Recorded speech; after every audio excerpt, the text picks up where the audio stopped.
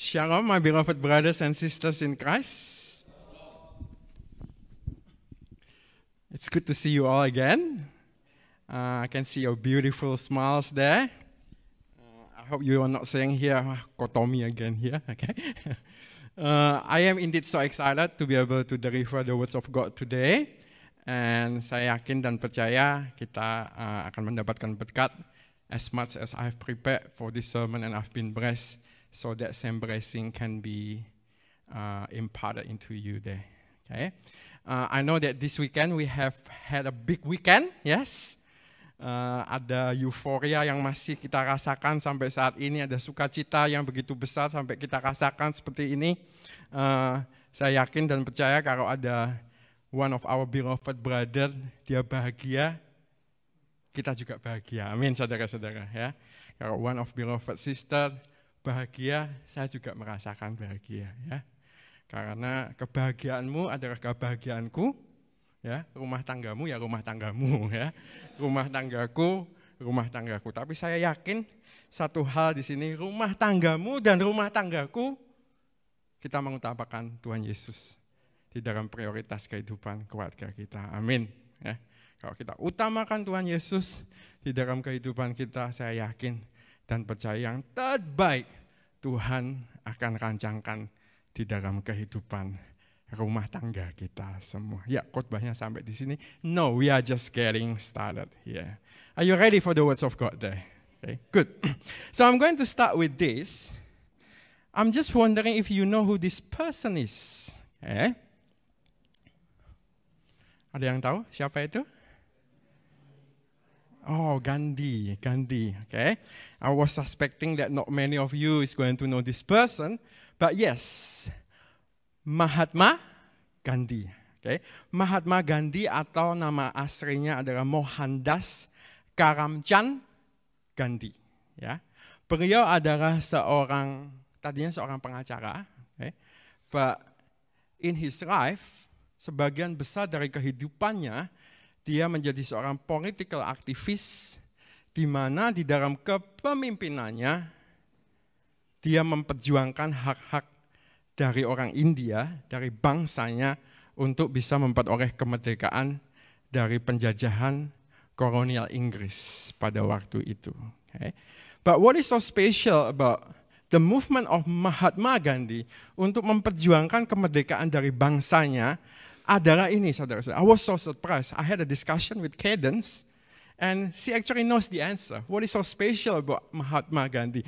Mahatma Gandhi dalam memperjuangkan kemerdekaan bangsanya, dia punya resistance movement, adalah satu movement yang mengutamakan tidak adanya kekerasan. Yeah.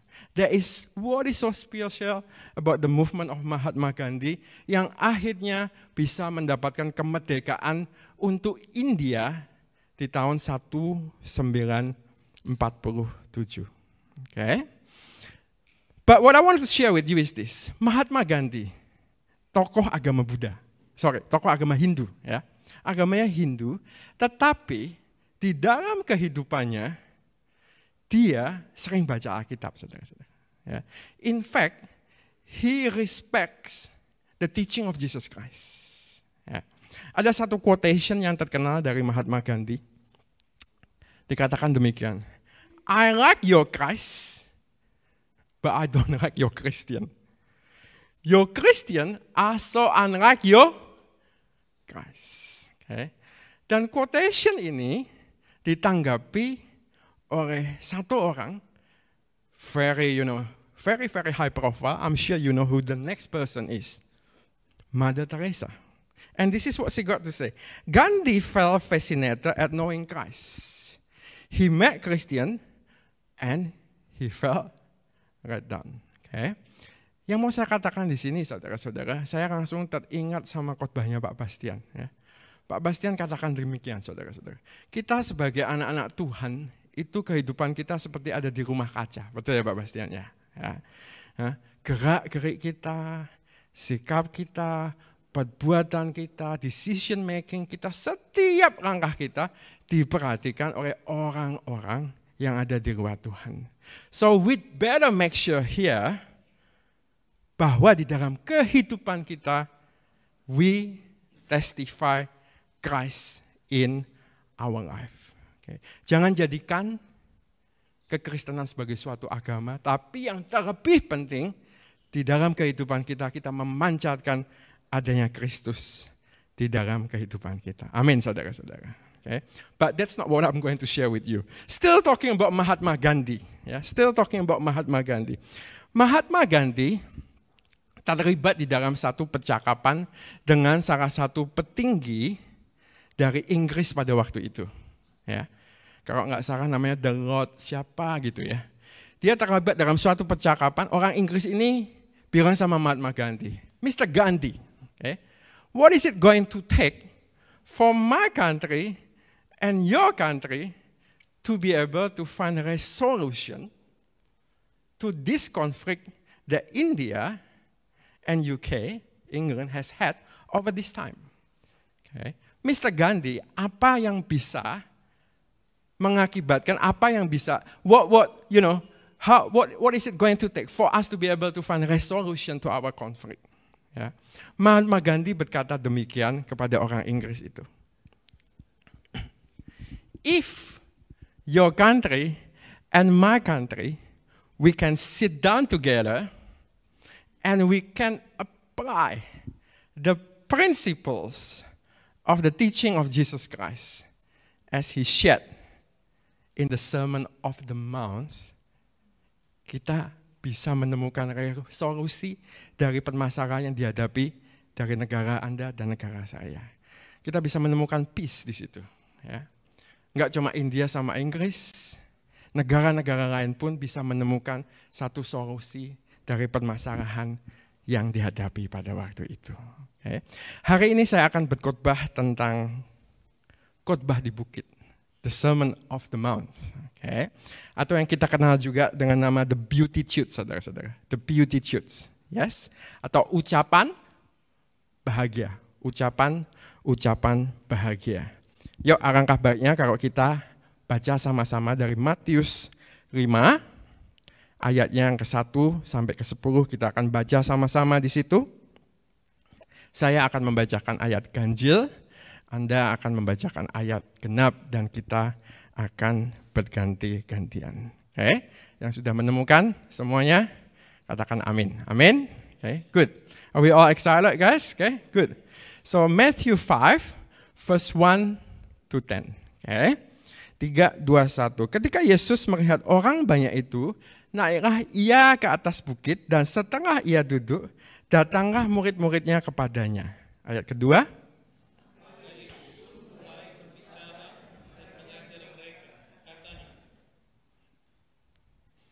Berbahagialah orang yang miskin di hadapan Allah, karena mereka yang empunya kerajaan surga.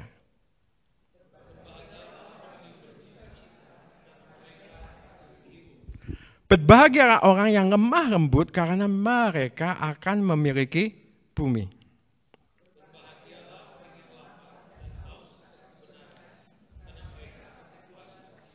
Berbahagialah orang yang murah hatinya, karena mereka akan beroleh kemurahan.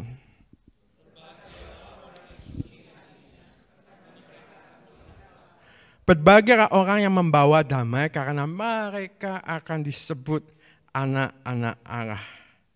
Berbahagialah orang yang dianiaya oleh sebab kebenaran, karena mereka yang empunya kerajaan surga. I wish I have 3 hours with me and we can talk about all these beatitudes. Dari yang pertama, kedua, ketiga, sampai yang ke-8. Okay? Tapi pada kali ini saya akan bahas satu saja, yaitu the beatitude yang pertama yang ada di dalam ayat yang ketiga. Okay? Matius 5 ayat yang ketiga, izinkanlah saya membacakannya untuk saudara-saudara sekali lagi. 5 ayat ketiga, berbahagialah orang yang miskin di hadapan Allah, karena mereka yang empunya kerajaan surga. Atau di dalam terjemahan bahasa Inggris dikatakan, blessed are the poor in spirit, for theirs is the kingdom of heaven. Kita akan fokus di satu ayat ini saja, saudara-saudara. The first beatitude, Okay. Dan saya bisa argumentasikan di sini biasanya kalau yang diletakkan sebagai pertama mungkin ya, the weight of importance itu relatively higher than the others deh. 5 ayat ketiga, berbahagialah orang yang miskin di hadapan Allah karena mereka lah yang empunya kerajaan surga. Di sini saya akan menjadi atau membagi menjadi 3 bagian saudara-saudara. Okay. Kalau kita lihat ayat ini, ada 3 komponen di situ. Yang pertama, berbahagialah, betul? Ya. Yang kedua, miskin di hadapan Allah. Yang ketiga, empunya kerajaan surga. So let me talk about this component by component. And let me start with berbahagialah terlebih dahulu. Kemudian kita akan masuk ke komponen yang empunya kerajaan surga. And for the context of our discussion today, the most important one that I'm going to spend more time is miskin di hadapan Allah. Okay. Kita berbicara tentang berbahagialah. Berbahagialah. Okay. So what makes you happy? What makes us happy? Okay. What makes us happy? Ada satu studi yang cukup komprehensif. Di situ mereka mencoba menemukan faktor-faktor atau variabel-variabel apa yang berkontribusi untuk adanya suatu kebahagiaan yang bisa dirasakan oleh manusia. Di dalam studi itu, they try to look at the correlation between money and happiness, work and happiness, marriage and happiness. Okay, talking about marriage and happiness once again, congratulations to our newly wedded couple. Yeah, Ko Iwan, if you ever need, if you need anything, okay, just let me know there. Okay, AIDS and happiness, health and happiness, technology and happiness, religion and happiness, nations and happiness. Okay, I will just specify a number of important findings that is found in that study. Dikatakan di sini money and happiness. Okay, it is not so much on the nominal money that we have that contributes more to our happiness, but it's more into our relative amount of income, relative amount of wealth that contributes more to our happiness. Jadi dengan kata lain, not so much on how much we have, tapi beberapa banyak yang kita punya relatif ke tetangga kita. Yeah. That contributes more to happiness. Okay. Work and happiness. Dikatakan di sini, work and happiness, what is more important is not the amount of salary that we have, but what is more important is the job satisfaction that will contribute more to our happiness. Okay. Technology and happiness. Ini interesting sekali. Dikatakan di sini, women that have access to smartphones tend to be more happy katanya. Yeah. Women with access to smartphones tend to be happier than men. Saya coba berpikir kenapa ya? Ya. Mungkin kalau women punya smartphone, dia bisa lebih foto-foto ya. Bisa selfie, bisa apa. And who knows, that will contribute more to their happiness there. Okay? Nations and happiness, okay? The state of our nation and happiness. So that takes me into trying to find what is the happiest country in the whole world. Okay, what is the happiest country in the whole world? What do you think, guys? Okay, what do you think the happiest country in the whole world? Okay. Huh? Australia. Okay, Australia is certainly within the top 10. Yeah, Australia is certainly within the top 10. Okay, anybody wants to have a shot here? Huh? Denmark, Switzerland, okay? So one of those Scandinavian countries, definitely, yeah? They are in the top 5 there. The answer is Finland, okay? Finland. What makes Finland the happiest country in the world? Once again, Finland has been ranked number 1 4 years in a row by the United Nations, according to the 2020 World Happiness Report. And as always, it comes as a surprise to some people. When you compare Helsinki to California, for example, it may make you wonder how happy anyone could be while standing out in the cold. Dingin sekali di Finland, ya? Okay. However, in spite of the not so favorable weather conditions, the country still tops of the ranking. Finland may not be the biggest or the most powerful nation in the world, but it has plenty to offer that other countries do not. Okay? In case you are wondering, that World Happiness Index, based on the World Happiness Report by UN, what are the different measures that they try to capture here in order to come up with the World Happiness Index? It takes into account factors such as healthy life expectancy, freedom to make life choices, GDP, okay? I could talk about GDP for hours, guys, okay? Gross domestic product. Put it simply, this is a measure that we use to try to capture how fast an economy is growing in the real terms, okay? Generosity, okay, contributes to happiness, okay? Social support from friends. Do you agree with this, guys? Okay? Social support from friends, ya. Aduh, waktu Ko Iwan katakan kemarin bahwa dia berterima kasih kepada panitia, tapi bagi dirinya kita semua bukan panitia. Betul, Ko Iwan? Kita semua adalah keluarga. Amin, ya. Okay? Jadi kalau Ko Iwan mau saya main piano di rumah Ko Iwan, just let me know, okay? Just let me know. But you have got copies of my saat teduh there, okay? Good. Okay? As well as recent emotion of the respondents, both good and bad. Jadi yang mau saya katakan di sini, di dalam kemanusiaan kita, we try to explain what contributes to our happiness. All these different factors that I've mentioned previously.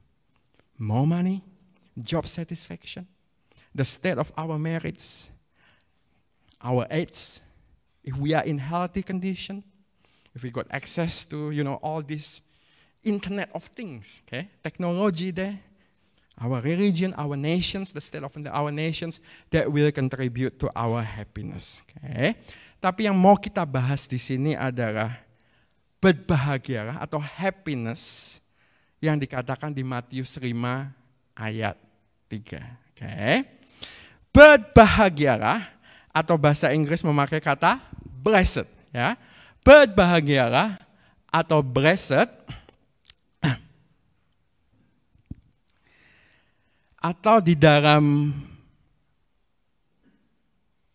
bahasa Yunani kuno, saudara-saudara, kata yang dipakai adalah makarios. Okay, makarios. Thank you, Pak Bastian.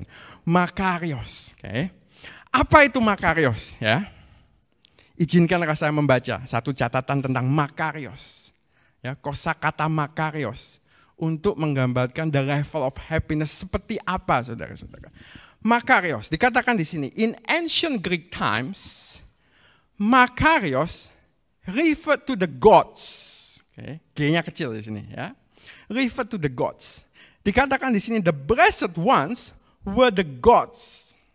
They had achieved a state of happiness and contentment in life that was beyond all cares, labors, and even death. The blessed ones were beings who live in some other world away from the cares and problems and worries of ordinary people. To be blessed, you had to be a god. Okay. Makarios took on a second meaning. It refers to the dead. The blessed ones were humans who through death had reached the other world of the gods. They were now beyond the cares and problems and worries of earthly life. To be blessed, you had to be dead. Okay. Jadi dikatakan di sini, makarios adalah satu level of happiness yang bisa dicapai oleh orang yang sudah mati atau dewa-dewa. Ya. Orang yang sudah mati atau dewa-dewa. Dikatakan di sini, soalnya dewa-dewa itu nggak punya masalah, nggak punya worry, nggak punya problem seperti yang kita rasakan sebagai manusia di kehidupan kita sehari-hari. Begitu juga orang yang udah mati katanya. Mereka nggak punya masalah, mereka nggak punya worry, seperti yang kita rasakan di dalam kehidupan kita sebagai manusia sehari-hari. In other words, Makarios is talking about this. Makarios is talking about happiness that is beyond our human circumstances. Happiness that is beyond our external human circumstances. Or if I can sum it up, Makarios is talking about this. Makarios atau berbahagia atau blessed yang dipakai di dalam Matius 5:3, it's talking about joy that comes from within, that results from our righteousness. Okay. Sukacita yang berasal dari dalam, saudara-saudara. Sukacita yang berasal dari dalam, that is not determined by our external circumstances. Joy that comes from within, that results from righteousness. Sukacita yang berasal dari dalam ketika kita mempunyai kehidupan yang benar. Ya. Ketika kita mempunyai kehidupan yang berkenan di hadapan Tuhan. Ketika kita menerima Tuhan sebagai juru selamat kita, ketika kita melakukan perintah Tuhan di dalam kehidupan kita, ketika kita melakukan kehendak Tuhan, dan ketika kita mengalami Tuhan dan menyenangkan Tuhan di dalam kehidupan kita. Amin, saudara-saudara. Okay. That is the meaning of berbahagialah di sini atau blessed, atau sekali lagi kata yang dipakai adalah makarios. Okay. Now we are moving to the second part that I mentioned before, yang empunya kerajaan surga, yang empunya kerajaan surga. Okay. I was thinking about this, yang empunya kerajaan surga. Is it just simply talking about heaven and hell as our ultimate destination? Of course, it's a big part of that. Okay. Berbicara tentang surga atau neraka di situ. Okay. But I think it's beyond that. It is beyond that. Okay. Empunya kerajaan surga di sini, in fact, Tuhan Yesus di dalam pengajaran-pengajarannya, di bagian-bagian yang lain, kata yang dipakai atau kalimat yang dipakai adalah seperti ini, saudara-saudara. Kalau engkau melakukan ini, the heaven will be at hand. Okay. Di dalam bahasa Inggrisnya dikatakan heaven will be at hand. Okay. So, empunya kerajaan surga di sini tidak cuma berbicara tentang heaven and hell, okay, sebagai ultimate destination kita di kemudian hari, tetapi ini juga berbicara ketika kita melakukan kehendak Tuhan, ketika kita hidup di dalam Tuhan, ketika kita mengalami Tuhan, ketika kita hidup menyenangkan Tuhan, maka berkat-berkat ilahi, berkat-berkat surgawi, Tuhan juga bisa nyatakan di dalam kehidupan kita pada saat ini juga. Amin, saudara-saudara. Okay. Itulah the meaning of empunya kerajaan surga. Okay. I just want to discuss that very briefly with you. Okay. Now we are moving into the context of our discussion. What is most important, yaitu miskin di hadapan Allah. Miskin di hadapan Allah. What is the meaning of miskin di hadapan Allah? Is it simply talking about miskin atau kaya secara harafiah, saudara-saudara? Okay. Is it simply talking about miskin dan kaya secara financial, saudara-saudara? Okay. Saya rasa tidak. Okay. Saya rasa tidak. Argumentasi saya di sini adalah begini, saudara-saudara. I'm looking forward. When I go to heaven, there are a number of individuals that I want to meet. Ya. Okay. Salah satunya adalah Abraham. Ya. Salah satunya adalah Abraham. Abraham orang miskin atau kaya, saudara-saudara? Miskin atau kaya? Kaya, saudara-saudara. Di dalam kitab Kejadian dituliskan di situ ternaknya, emasnya, peraknya, saudara-saudara. Itu banyak sekali. Ya. Sampai 7 turunan aja nggak habis, saudara-saudara. Bagaimana dengan Ayub, saudara-saudara? Ayub, orang miskin atau kaya, saudara-saudara? Ada satu fase di dalam kehidupannya, dia dicobain, saudara-saudara, dia menjadi miskin. Tetapi setelah itu, Tuhan mengembalikan kehidupannya dan dia diberkati luar biasa. Dia orang yang kayanya luar biasa. Jadi yang mau saya tekankan di sini, ketika kita berbicara tentang miskin di hadapan Allah, kita tidak berbicara tentang miskin atau kaya secara ekonomi. Okay? Miskin atau kaya secara ekonomi. Yang kita mau bicarakan di sini adalah poor in spirit. Okay? Terjemahan bahasa Inggris mengatakan poor in spirit. It doesn't say poor in Holy Spirit, saudara-saudara. Okay? It doesn't say poor in Holy Spirit. Kita harus dipenuhi Roh Kudus. Amin, saudara-saudara. Kita harus dipenuhi Roh Kudus. Tema pelayanan kita tahun ini apa? Karena Roh Kudus di dalam kehidupan kita yang akan memberikan kekuatan di dalam pelayanan. So what is the meaning of poor in spirit? what is the meaning of poor in spirit? To put it simply, poor in spirit ini berbicara tentang kehidupan anak-anak Tuhan yang betul-betul menyadari bahwa kehidupan kita itu nggak ada artinya apa-apa, saudara-saudara. Kalau kita nggak ada Tuhan di dalam kehidupan kita. Let's put it simply that way. But I want to discuss with you the 4 characters orang-orang yang poor in spirit atau miskin di hadapan Allah.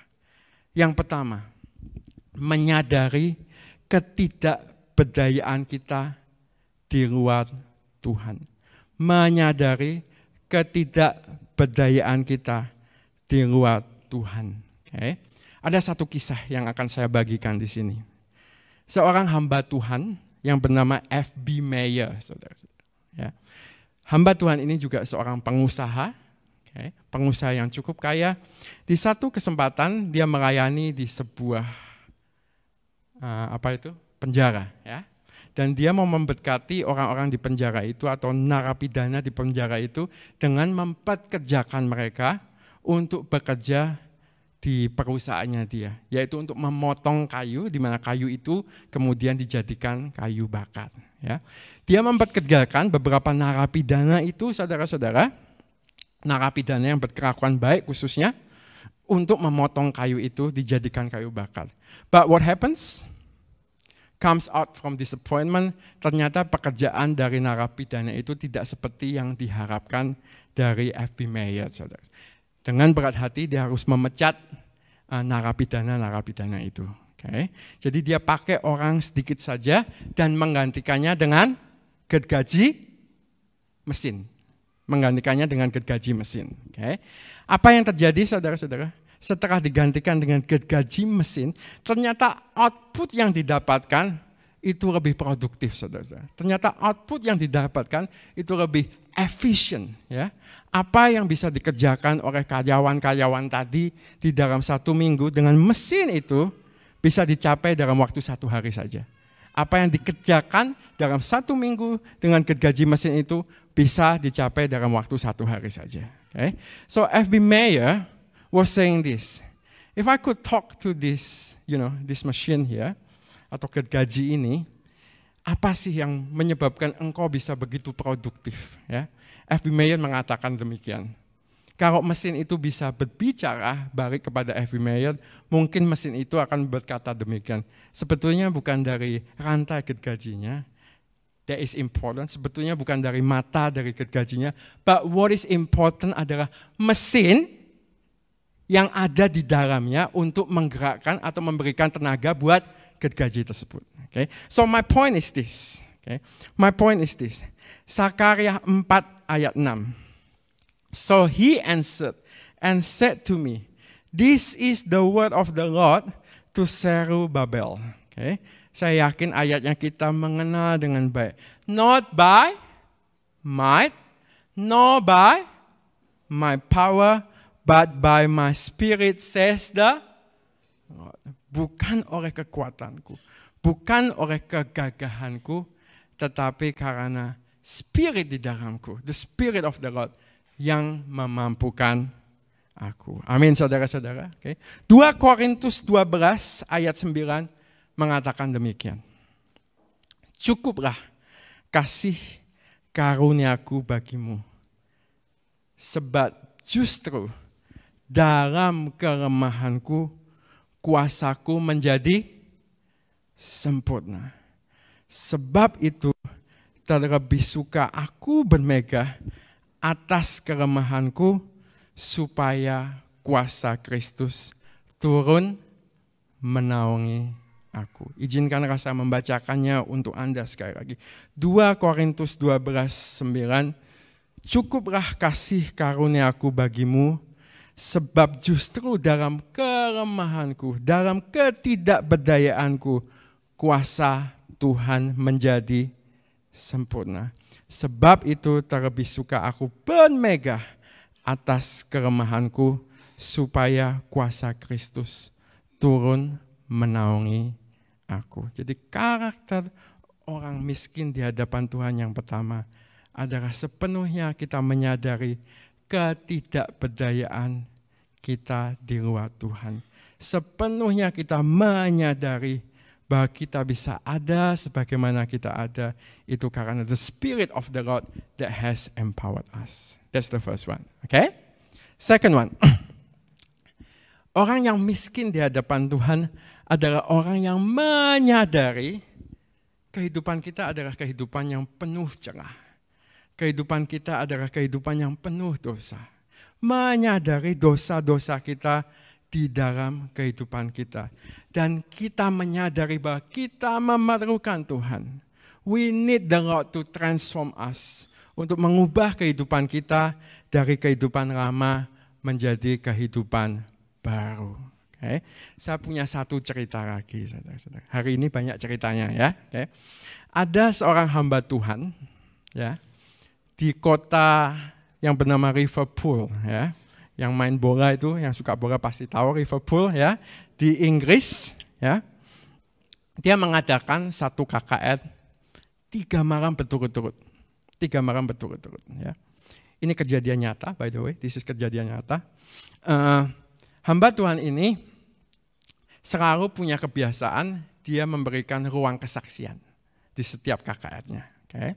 Di malam pertama, ketika dia memberikan ruang kesaksian, ada seorang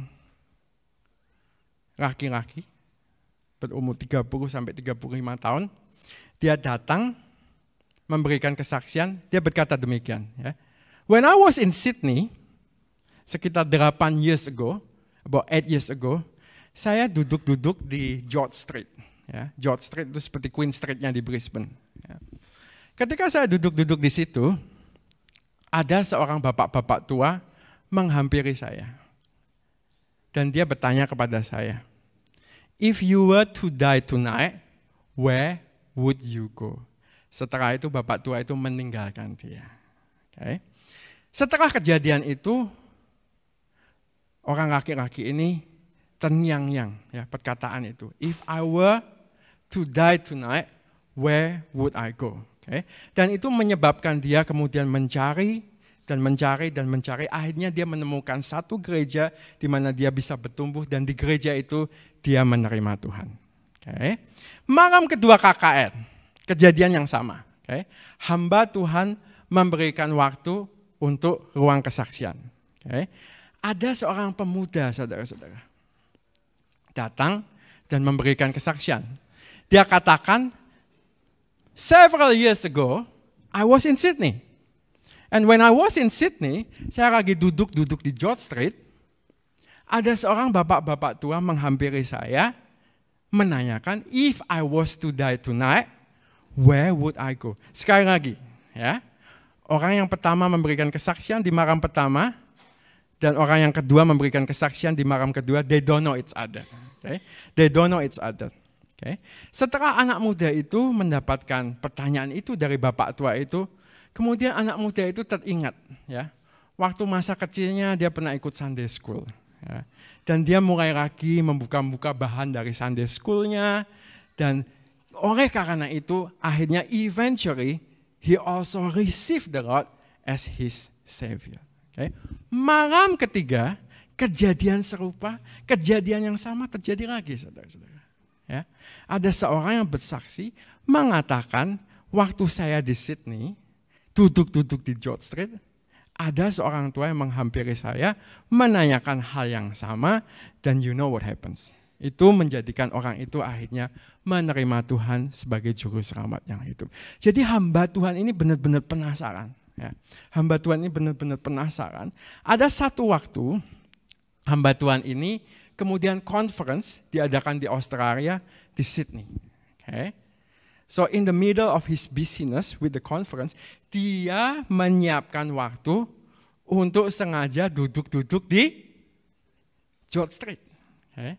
Untuk sengaja duduk-duduk di George Street. Dan dia berkata kepada Tuhan, Tuhan kalau boleh, Tuhan temukan saya sama orang ini, sama orang tua ini. Dan Tuhan jawab doanya, saudara-saudara. Ketika dia duduk-duduk di George Street, ada seorang bapak-bapak tua menghampiri dia, dan berkata, if you were to die tonight, sir, where would you go? Kemudian hamba Tuhan ini berkata kepada bapak itu, saya seorang hamba Tuhan dan izinkanlah saya bersaksi kepada Anda tentang kejadian apa yang terjadi ketika saya mengadakan KKR several years ago ketika saya ada di Liverpool. Ya. Ketika hamba Tuhan ini bercerita bahwa apa yang telah dilakukan Bapak ini, at least it has brought 3 people to come and to receive Jesus as their Savior. Kemudian Bapak ini menangis, saudara-saudara. Okay. Dan Bapak Tuhan ini berkata, saya mengambil komitmen untuk melakukan ini karena kehidupan saya yang lama adalah kehidupan yang penuh celah. Ya. Saya menyadari kehidupan saya waktu itu adalah kehidupan yang penuh dengan dosa. Tapi Tuhan begitu baik. Tuhan masih mau menyelamatkan saya, masuk di dalam kehidupan saya, dan saya mengambil komitmen di dalam kehidupan saya. Di masa tua saya akan melakukan hal ini. Berjalan di George Street. Ya. Menghampiri setiap orang yang bisa dia temuin dan challenge mereka. If you were to die tonight, where would you go? Okay. Yang mau saya katakan di sini, Bapak tua ini dia menyadari kelemahannya di hadapan Tuhan. Dia menyadari kehidupan ramanya di dalam Tuhan. Dia menyadari dosa-dosanya. Dan dia menemukan Tuhan di dalam kehidupannya. Amin, saudara-saudara. Okay. Jadi yang kedua, miskin di hadapan Allah adalah orang yang menyadari dosa-dosa kita, mengakui dosa-dosa kita, repent, receive salvation in the Lord, dan kita hidup berkenan di dalam Tuhan. Amin. Okay. Yang ketiga, menyadari ketidaklayakan kita di hadapan Tuhan. I know I've talked about this point in my previous 2 points. Okay. Menyadari ketidaklayakan kita di hadapan Tuhan. Again, saya punya satu cerita. Ya. Ini kisah nyata lagi, saudara-saudara. Okay. Ada seorang pelajar musik di konservatorium di Amerika. Dia pergi ke Jerman. Mengunjungi The House of Beethoven.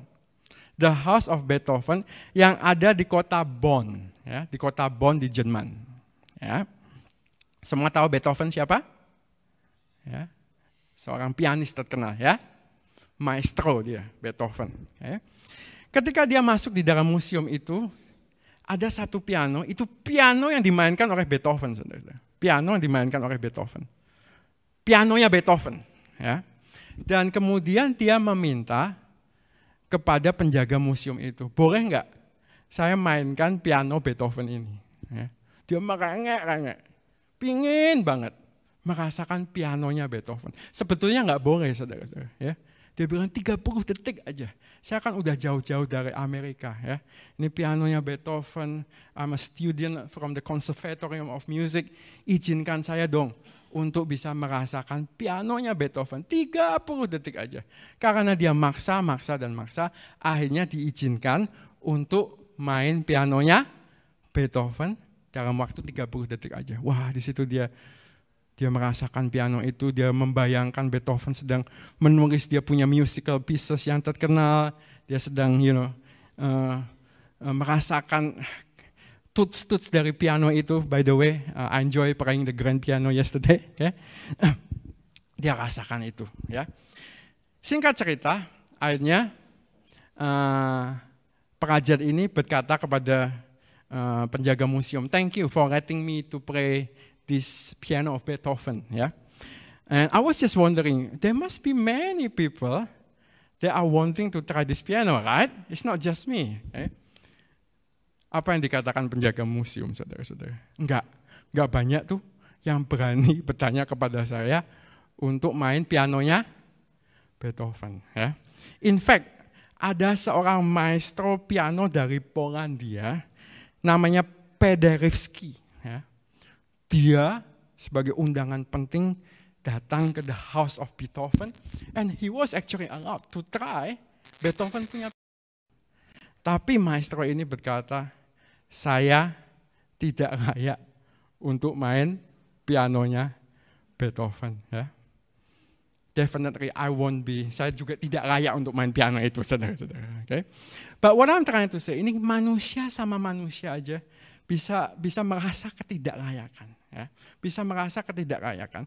Jadi yang mau saya emphasize, poin yang ketiga adalah kita harus menyadari ketidaklayakan kita di hadapan Tuhan pencipta alam semesta. Alkitab mengatakan kita itu seperti debu, saudara-saudara. Ya, kita seperti debu. Tapi Tuhan begitu baik layakkan kita untuk kita bisa layak di hadapan Tuhan. Amin, saudara-saudara. Okay. Miskin di hadapan Tuhan adalah menyadari ketidaklayakan kita di hadapan Tuhan. Okay. Poin yang keempat. Again, I've pretty much mentioned these points from time to time in my previous 3 points.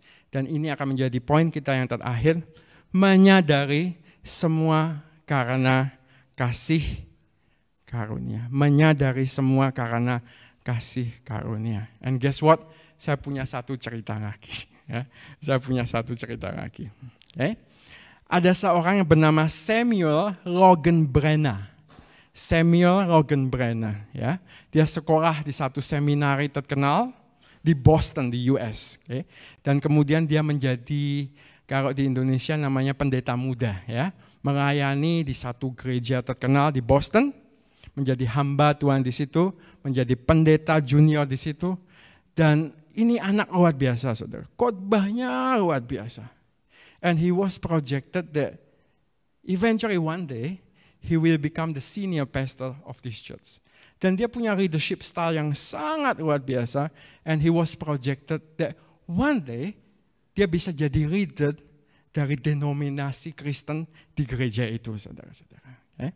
Tapi apa yang terjadi di Boston, kemudian masuk satu institusi yang bernama Salvation Army. Tahu ya Salvation Army, okay? Atau kalau di Indonesia kita sebut dengan nama Bala Keselamatan, Salvation Army. Okay? Entah kenapa Tuhan menggerakkan hatinya untuk keluar dari gereja itu dan kemudian masuk melayani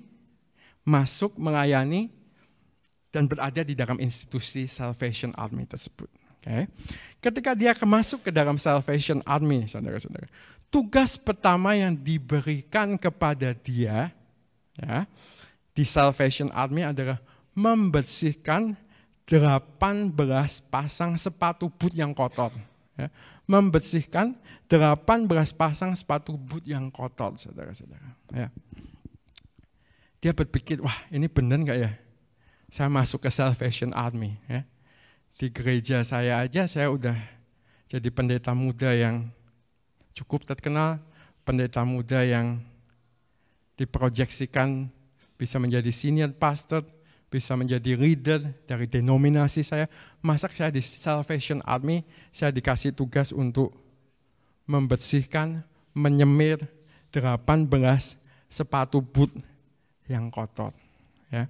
Ketika dia berpikir seperti itu, saudara-saudara, pada saat itu juga ada gambar, ya, ada satu picture, and that was the picture of the Last Supper, the picture of the Last Supper. Ya. Di situ dia melihat gambarnya Tuhan, ya, dan dikatakan di dalam jurnalnya, dia katakan demikian. Ketika saya melihat picture itu, saya dapat melihat Tuhan yang penuh kemuliaan. Dia mau membungkukkan diri. Dia mau membasuh kaki nelayan yang kotor, saudara-saudara. Dia mau mengambil rupa sebagai hamba, saudara-saudara. Dia mau mengambil rupa sebagai hamba. Setelah dia lihat picture itu, dia dengan semangat membersihkan 18 pasang sepatu boot itu, saudara-saudara. Okay. Yang mau saya katakan di sini sekali lagi, miskin di hadapan Allah berarti menyadari ketidakberdayaan kita di luar Tuhan. Miskin di hadapan Allah menyadari dosa-dosa kita. Dan kita butuh Tuhan untuk memberikan kehidupan baru di dalam kehidupan kita. Menyadari ketidaklayakan kita di hadapan Tuhan. Dan menyadari kehidupan kita ada sebagaimana kita ada. Itu semua karena kasih karunia. Kalau Tuhan Yesus sendiri, saudara-saudara, dia mau memiskinkan diri, saudara-saudara. Ya. Memberikan contoh buat kita, saudara-saudara. Meninggalkan tahta kemuliaannya, masuk ke dunia, mengambil rupa sebagai hamba. Masa kita tidak bisa melakukan hal yang sama? Okay. Saya sangat diberkati juga oleh sharing dari Ibu Fiona waktu Hope, ya. Jangan ada seorang dari kita yang meninggikan diri di hadapan Tuhan dengan perbuatan-perbuatan baik yang sudah kita lakukan, ya. Dengan pelayanan-pelayanan yang sudah kita lakukan, saudara-saudara. Kita merasa pelayanan kita bukan pelayanan kaleng, ya. Kalau kita ada sebagaimana kita ada pada hari ini, sekali lagi, perbuatan baik apapun yang kita lakukan, pelayanan apapun yang kita lakukan, itu tidak bisa membayar kasih Tuhan yang Tuhan telah berikan kepada kita. Ya. Kita yang harusnya tidak layak untuk berdiri di hadapan Tuhan. Tetapi Tuhan Yesus Kristus dulu yang sudah berdiri di tengah-tengah kita dengan Tuhan supaya kita dilayakkan di hadapannya. Amin, saudara-saudara. Oke, yuk kita doa, kita tutup pelayanan firman pada hari ini. Tuhan Yesus, kami mengucapkan syukur Tuhan. Kalau sekali lagi Tuhan ingatkan kepada kami semua,